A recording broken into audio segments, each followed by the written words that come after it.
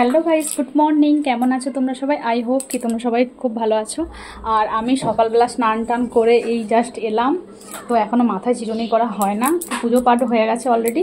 আর আজকে সানডে, সেই জন্য আমার হাজব্যান্ড একটু মার্কেটে গিয়েছিল, তো মার্কেট থেকে এই যে টুকিটাকি সংসারের যে সমস্ত জিনিস ছিল না সেইগুলোই নিয়ে এসছে। আর সঙ্গে নিয়ে এসছে, দেখি কি নিয়ে এসছো, সঙ্গে নিয়ে এসছে মাটন। তো মাটনটা নিয়ে আসার পর এই যে ও এখন ধুয়ে পরিষ্কার করে দিয়েছে। তো এটাতেই এখন নুন, হলুদ, তারপরে তোমার ম্যারিনেট করে রাখার জন্য দই, এই সব কিছু দিয়ে একটু ম্যারিনেট করে চলো রান্নাবান্নাটা করে নেই। আজ কী রান্না করবো সেটাই ভাবছিলাম। তো চলো, মাটন চলে এসছে এখন, ওটাই এখন হবে। ও মার্কেট থেকে কী কিনে এসেছিলেন, এই যে একটা চাউমিন নিয়ে এসছে, আর এই যে একটা বিস্কিট নিয়ে এসছে, একটা প্যাকেট, আর করলা। আমরা এখন করলা প্রত্যেক দিন খাই, তার সঙ্গে নিয়ে এসছে এই যে তরি।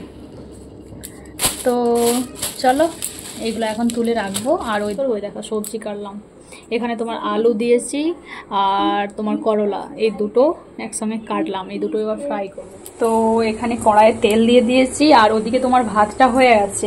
আর এখানে এই যে আলু কেটেছি, এই আলুটা দেবো মাংসেতে।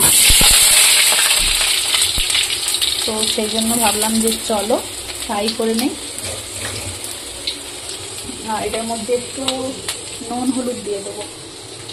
তো এই যে এখানে একটু দিয়ে দিলাম নুন, আর একটু দিয়ে দেবো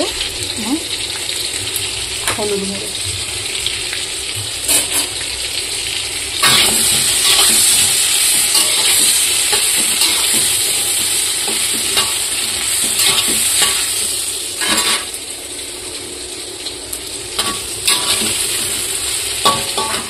এখানে আমার আলু ভাজা হয়ে গেছে, এখানে বসিয়ে দিয়েছি আলু আর সেটা ফ্রাই করতে। তো এটা নুন হলুদ দিয়ে দিয়েছি অলরেডি। তো এটা একটু ঢাকা দিয়ে নেব, ঢেকে দিলে তাহলে কী বলো তো তোমার বেশ ভালো মতো সিদ্ধ হয়ে যাবে। তো চলো এটার মধ্যে ঢাকনা দিয়ে নিই। প্রেসার কুকারে একটা সিটি দিয়ে দিয়েছি। আর এখানে তোমার হচ্ছে পেঁয়াজ ভাজা, দেখো কত সুন্দর লাগছে, পেঁয়াজ টমেটো দিয়েছি। তো আর মশলা অলরেডি পেস্ট হয়ে গেছে, এটাতে আছে মশলা। তো এখানেও হয়ে গেছে আলু ভাজা, এখানে যে ভাজা হয়ে গেছে। আর একটু পাঁপড় ভাজা করে নেব, তাহলেই হয়ে যাবে। তারপর খাওয়া দাওয়া করে নেব।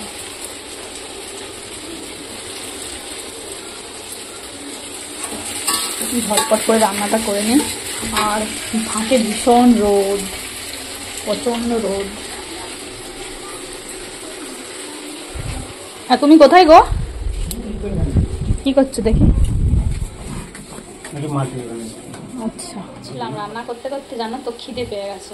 তো কি খাবো ভাবলাম, তো ভাবতে ভাবতে দেখলাম যে ফ্রিজে কলা আছে, তো ওটাই এখন খাচ্ছি। অনেক মিষ্টি।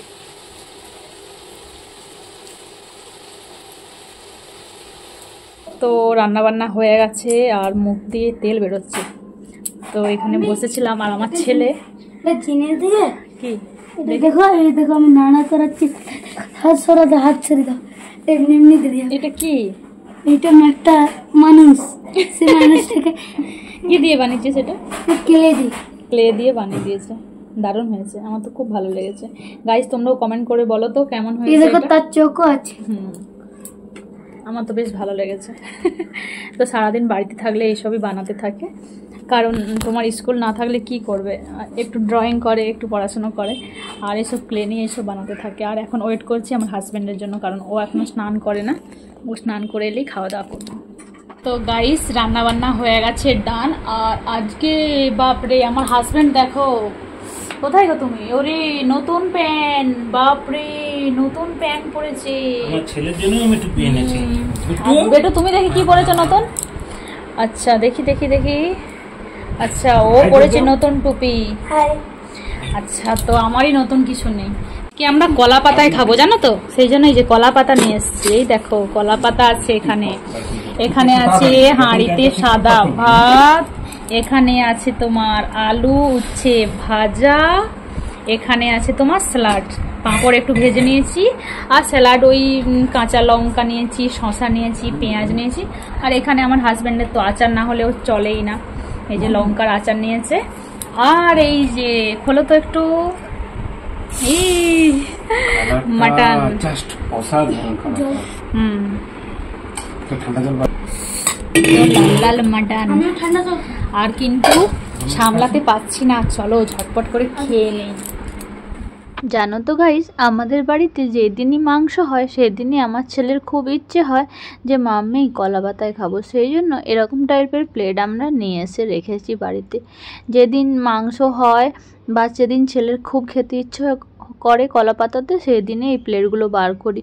তো দেখো প্লেটে দিয়ে দিলাম ছেলের জন্য অল্প করে 2টি ভাত, তার সঙ্গে স্যালাড দিয়েছি, ওই পেঁয়াজ আর তোমার শসা দিয়েছি, সঙ্গে আলু উচ্ছে ভাজাটা দিলাম।